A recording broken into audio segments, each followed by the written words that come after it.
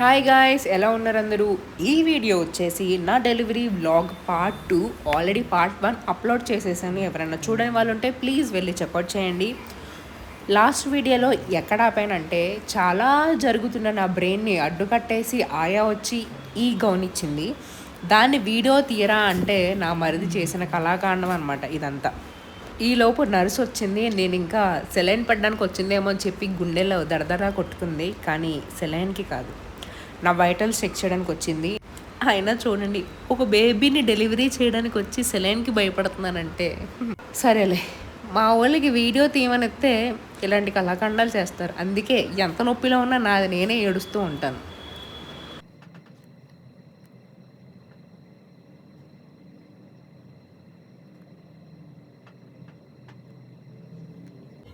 సిస్టర్లు రూమ్లోకి వచ్చిన ప్రతిసారి సిలైన్ కోసమే అని చెప్పి భయపడుతూ ఉన్న నాకు ఎన్ఎస్టీ మిషన్ తీసుకొని వచ్చి చెక్ చేస్తున్నారనమాట. పెయిన్ పెరిగిందా, బేబీ మూమెంట్స్ ఎలా ఉంది, బేబీ హార్ట్ బీట్ ఎలా ఉందని చెక్ చేశారు. నెక్స్ట్ నాతో పాటు ఎన్ఎస్టీకి మా ఆయన వచ్చి ఆ రీడింగ్ని రీడ్ చేయడం కూడా మా ఆయనకు అర్థమైపోయి నర్సులు కంటే ముందు మా ఆయనే వాళ్ళకి చెప్పేస్తున్నాడు అనమాట ఏదెంత వచ్చిందో. నేను ఎంతో భయపడిన ఘట్టం సెలైన్ గుచ్చి పడేశారు భయ్య. నేను హాస్పిటల్లో ఉన్నన్ని రోజులు నాకు సెలైన్ తీసినంత వరకు ఈ చెయ్యి ఇలాగే ఉంది. వేళ్ళు అస్సలు మొడవలేదు. నేను ఎలా ఉందో అలాగే ఉంచాను లాస్ట్ వరకు. ఇక్కడ నాకు పెయిన్స్ స్టార్ట్ అయినాయి.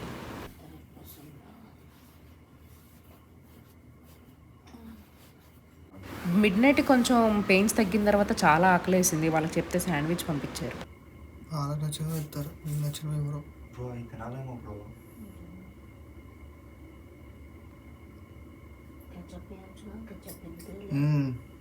ఇల్లు కాదు, క్యాంటీన్ కాదు, హాస్పిటల్లో చప్ప ఫుడ్లు చప్పగా ఉంటాయి. హాస్పిటల్లో పెడతారు.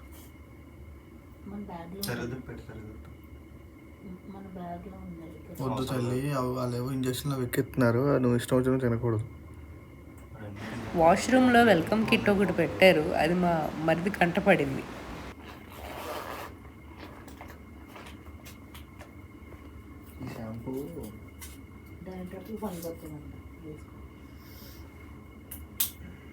అది అపోలో షాంపూ. అరే మాయిశ్చరైజర్ రా. అయితే ఖచ్చితంగా అరే అన్నీ అవే స్మెల్ వస్తున్నాయి. అన్నీ అవే కాబట్టి ఇది కూడా అదే స్మెల్ వస్తుందిరా. అన్నీ పెట్టారంటే ఖచ్చితంగా బిల్ వేస్తారు. 200 బెస్ట్. బా డవ్ సోపా. ఎందుకంటే మా డాక్టర్ కూడా డవ్వే చెప్తుంది. ఎప్పుడు నవ్వు తిరిగితే డవ్వు అంటుంది. డవ్ వాడమంటారంటే నేను కూడా. నాకు వీడిని చూస్తుంటే ఒక పాట గుర్తొస్తుంది. లాలీ లాలో అది పెట్టి పచ్చేయాలా? నాకు సగం కాదు, కొంచెం జుట్టు కూడా పోలేదు లోపలికి. కుక్కుని పెట్టుకోవాలరా. ఎవరికిరా? ఇవాళకి రేపటికి అది వేరేది వస్తుంది మళ్ళీ. అరే అన్నీ ఒకటే స్మెల్ వస్తున్నారండి నిజంగా. చూడు ఓకేనా? అరే కింద మా బాత్రూంలో కూడా అదే స్మెల్ వస్తుంది. అన్నీ ఒకటే స్మెల్ వస్తున్నాయి. కలర్ నచ్చుంటారు. డెంటల్ కిట్ అంటే ఏమేమి ఉంటాయి ఉంటాయి.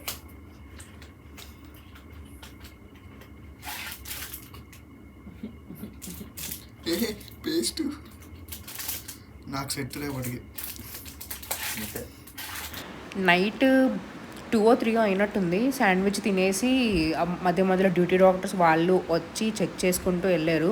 మార్నింగ్ 9 o'clockకి నా డాక్టర్ వచ్చి చూసి డైల్యూట్ అయ్యావు కొద్దిగా, అలానే పడుకొని ఉండుకు, పెయిన్ వస్తుందని, ఎక్సర్సైజ్ చేస్తూ ఉండు, గ్రావిటీ పుల్ చేస్తుందంటే వాకింగ్ చేస్తున్నా. ఆ మూమెంట్లో అలా కూర్చునేటప్పుడు నాకు అర్థం కాలేదు, నెక్స్ట్ ఒక 10-15 days ఇలాగే కూర్చుంటాను, ఇలాగే లేస్తాను అని. పెయిన్లో కూడా తీసుకుంటున్నాం కదా అని తినిపినా.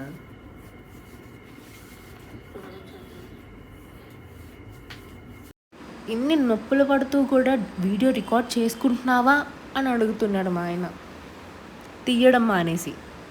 ఓకే, అది పక్కన పెడితే 10 o'clockకి నాకు బార్లీ సూప్ వచ్చింది. ఆ సిచ్యువేషన్ వల్లనో లేకపోతే చెప్పకూడదు వల్లనో కానీ అదైతే చాలా చెత్తలాగుంది. నా డెలివరీ మొత్తంలో నా బిగ్గెస్ట్ సపోర్ట్ సిస్టమ్ మా ఆయన. నా డెలివరీకే కాదు, నా ప్రెగ్నెన్సీలో కూడా. వేరే వాళ్ళు ఎలా చూసుకుంటారో తెలియదు కానీ ఒక సెట్ అండ్ టైంలో డాక్టర్ బెడ్ రెస్ట్ తీసుకోమంటే కనీసం కాలు కింద పెట్టకుండా ఓన్లీ వాష్రూమ్కి మాత్రమే లేస్తూ 1 month గడిపేశానంటే మా ఆయన వల్లనే. అది మా ఆయన రెస్పాన్సిబిలిటీ కూడా నన్ను అలా చూసుకోవడం. ఈవెన్ నా డెలివరీ టైంలో కూడా నా ఎమోషనల్ సపోర్ట్ మా ఆయన. ఎవరున్నా ఎవరు లేకపోయినా నేనైతే పట్టించుకోలేదు కానీ మా ఆయన మాత్రం ఖచ్చితంగా అక్కడ ఉండాల్సిందే. నా ఎమోషనల్ సపోర్టు, నా ధైర్యం అనుకోండి. ఉండే కొద్దీ పెయిన్ నాకు ఇంకా ఇంకా పెరుగుతూ వచ్చింది. అంటే నేను కంట్రోల్ చేసుకోలేను, ఇంకా నా వల్ల కాదు, భరించలేను అనే దానికి కొంచెం దగ్గరగా ఉన్నానన్నమాట. ఒకసారి ఎత్తు తాగించు కదా. కట్టకడ మింగేయాలి. మధ్యలో ఆకలి మళ్ళీ దోశ వచ్చేది.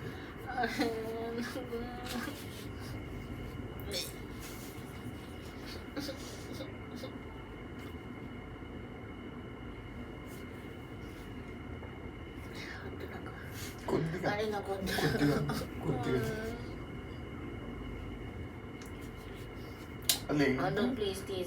నాలుగంటే ఇచ్చా అంతే. స్పూన్ కూడా తాగేవాడికి తెలుస్తుంది ఆ బాధ ఎలా ఉంటుందో. అది క్యాబేజ్ సూప్ అనుకుంటా, బార్లే కాదు. బార్లే సూపు నా డెలివరీ అయిపోయిన తర్వాత వచ్చింది, ముందు రాలే. చిన్ను, లాస్ట్ అండ్ ఫైనల్గా అడుగుతున్నా, నా పొట్టలో ఉన్నది అమ్మాయి అబ్బాయి? లాస్ట్ మినిట్ వరకు నా పొట్టలో అమ్మాయే ఉన్నదని మా ఆయన ఫిక్స్ అయిపోయాడు. సూప్ తాగేటప్పుడు ఒక లెవెల్ వరకు నాకు పెయిన్ వచ్చింది. తర్వాత వీడియో రికార్డ్ చేయడం మానేశాను. ఒక 2 hours వరకు ఆ పెయిన్ అలాగే ఉంది, ఇంకా పెరగట్లేదు, తగ్గట్లేదు. ఇలా కాదని చెప్పి బయటకు వచ్చి ఈ ఎక్సర్సైజ్ చేస్తున్నా, స్టెప్స్ సైడ్ నుంచి ఎక్కడం దిగడం అనేది. ఇది నాకు చాలా వర్కౌట్ అయింది.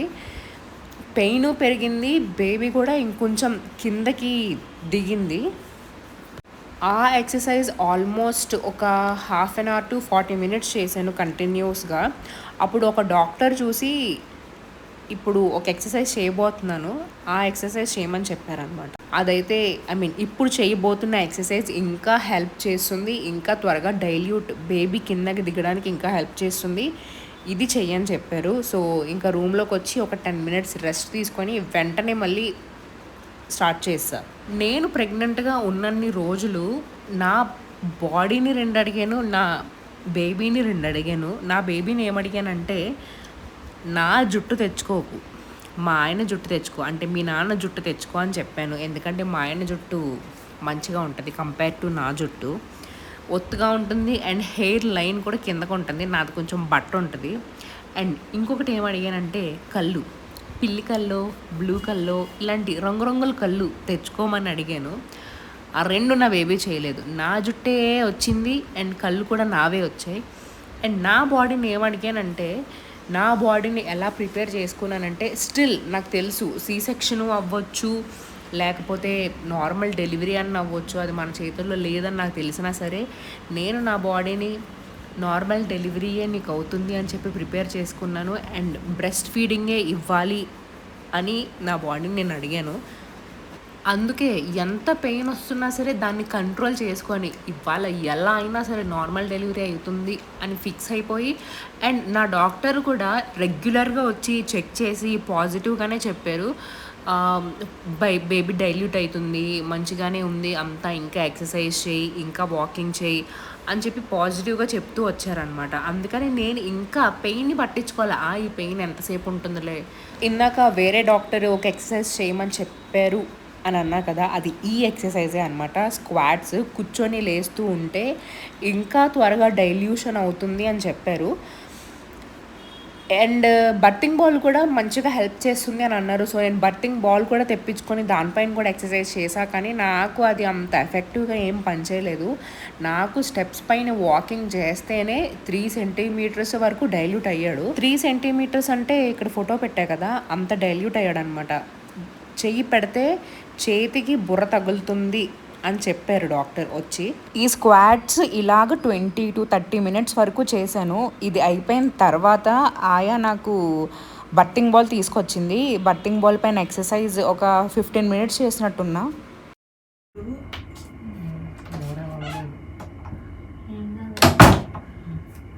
డాక్టర్ ఏది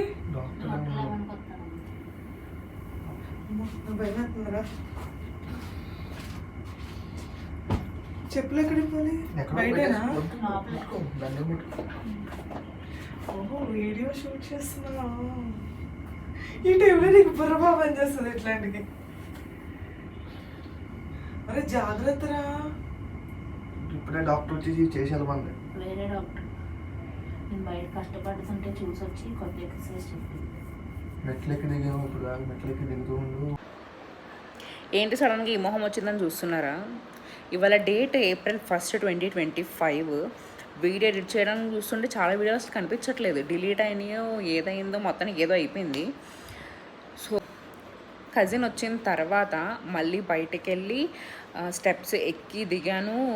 నర్సుని అడిగితే ఆయాతో బర్తింగ్ బాల్ కూడా పంపించారు. నువ్వు నన్ను వీడియో చేయనివ్వకరా.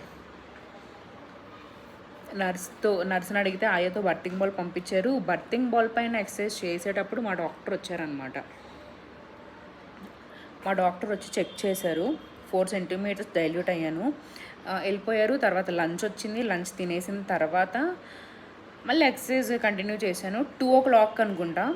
2 o'clockకి మళ్ళీ డాక్టర్ వచ్చి చెక్ చేశారు. నేను ఇంక ఫిక్స్ అయిపోయాను, ఈ ట్రిప్కి నన్ను పంపించేస్తారు లేబర్ రూమ్కి.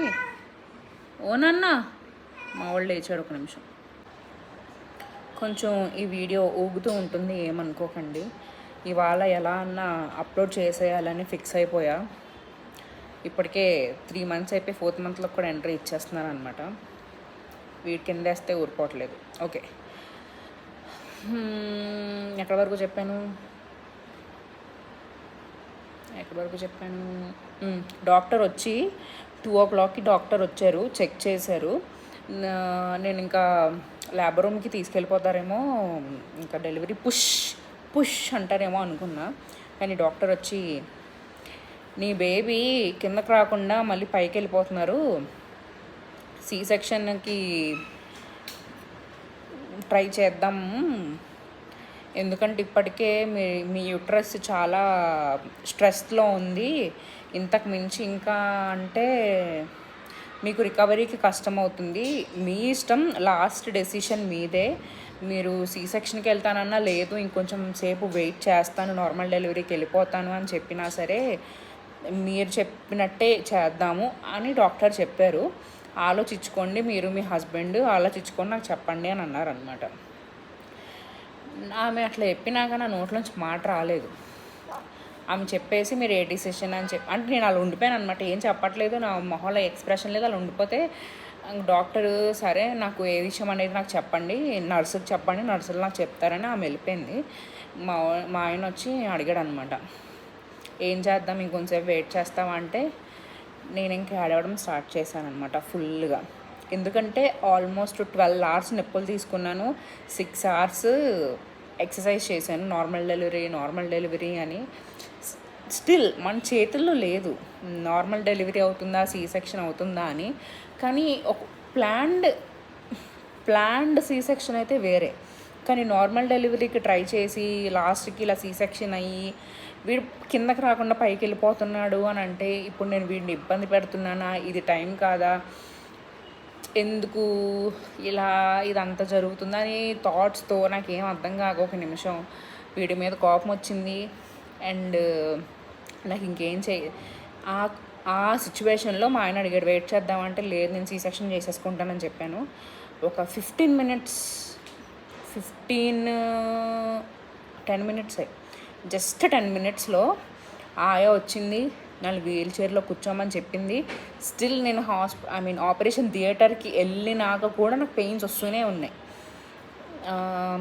అయినా స్టిల్ వాళ్ళు చెక్ చేసుకున్నారు ఆపరేషన్ థియేటర్లో కూడా ఏమైనా ప్రోగ్రెస్ ఉందా ఏంటి అని. ఏం కాలేదు. తర్వాత నన్ను ఒక బుడ్డి బర్త్ మీద పడుకోబెట్టారనమాట. పడుకోబెట్టిన తర్వాత అసలు సిసలైన విషయం ఏంటంటే, మనకి అనెస్థీషియా ఇస్తారు కదా సి సెక్షన్కి. ఉండరా, అనెస్థీషియా ఇస్తారు కదా సి సెక్షన్కి. నా దోల కొద్దీ నేను ఆ అనెస్థీషియా ఇచ్చే ఆమెను అడిగాను అనమాట, నొప్పి వస్తుందా అని అడిగాను. అంటే ఆమె ఏం చెప్పలేదు, జస్ట్ చిన్న జురుక్కు అంటది, జుమ్ము అంటది అంతే, ఏం పెద్ద ఏముండదు అని అనాలి కదా. నాకు సిలైన్ అంటే ముందే భయం. అయితే సిలైన్ ఎంత నొప్పి వస్తుందో అంతే నొప్పి వస్తుందని చెప్పింది ఆమె. ఇంకా నేను సచ్చాను అక్కడే సగం.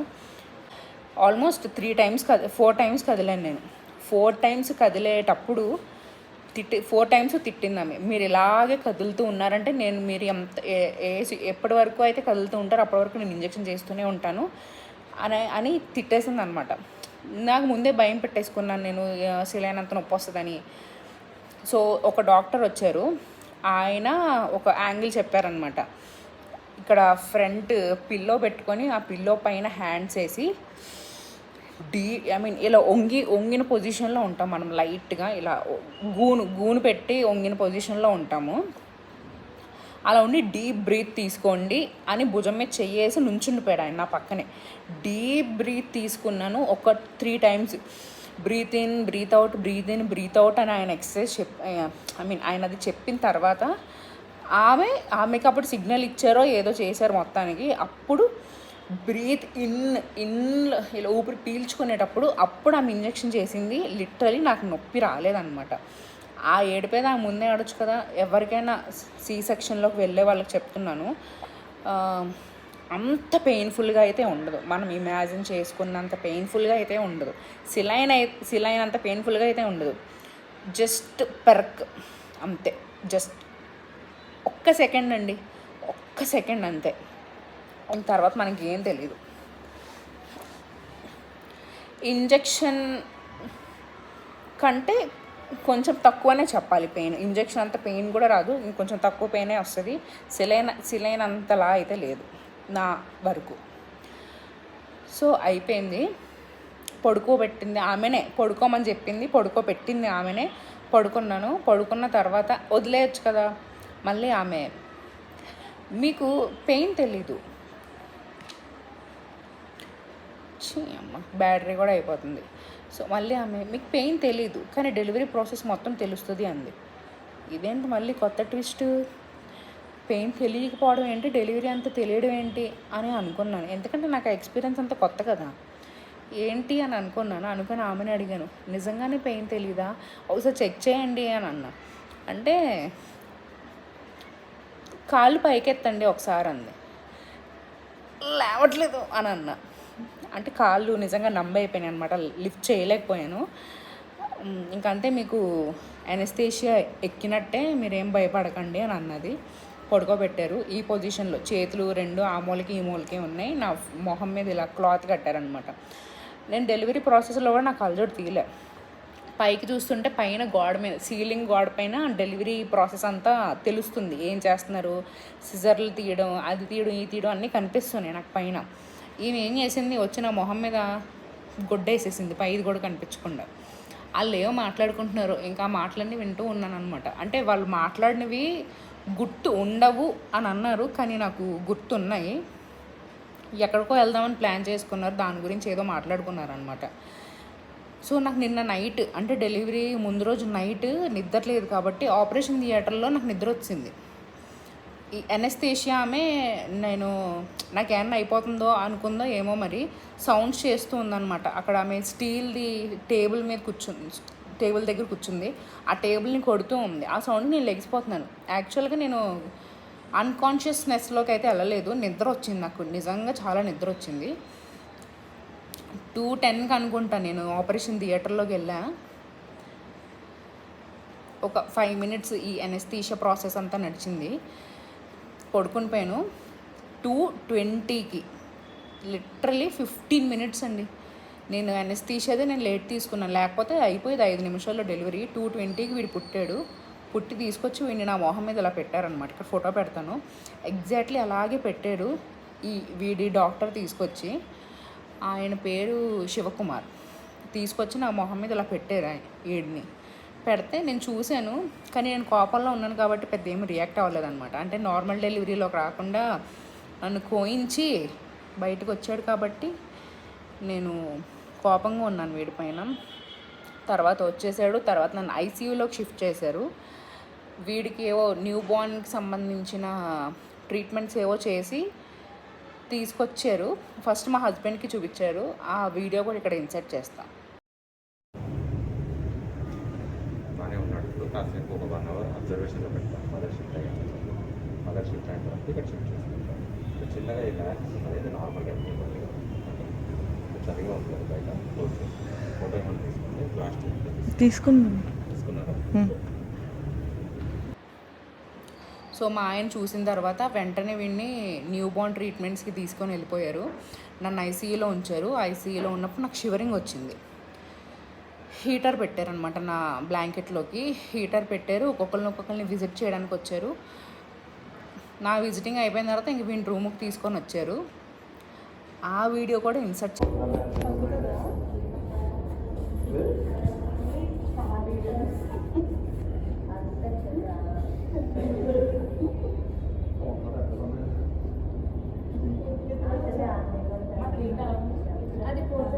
అదే ఎత్తుకునేటప్పుడు మెడకింద ఇట్లా చేపెట్టి చూశాను ఇందాక.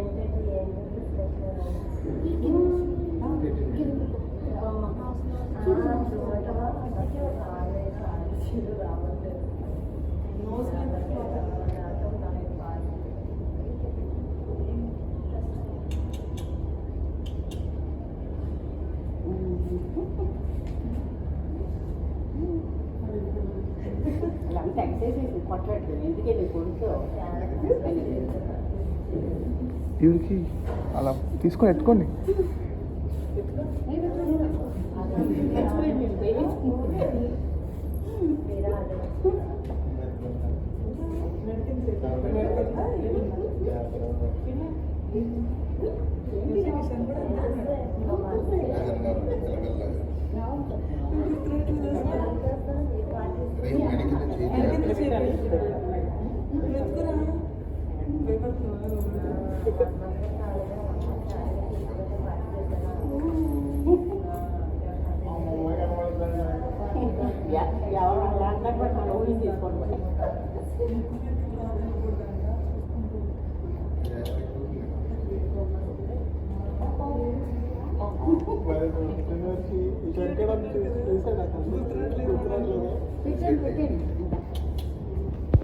తర్వాత నేను మా ఆయన వచ్చినప్పుడు నన్ను ఫోన్ అడిగా.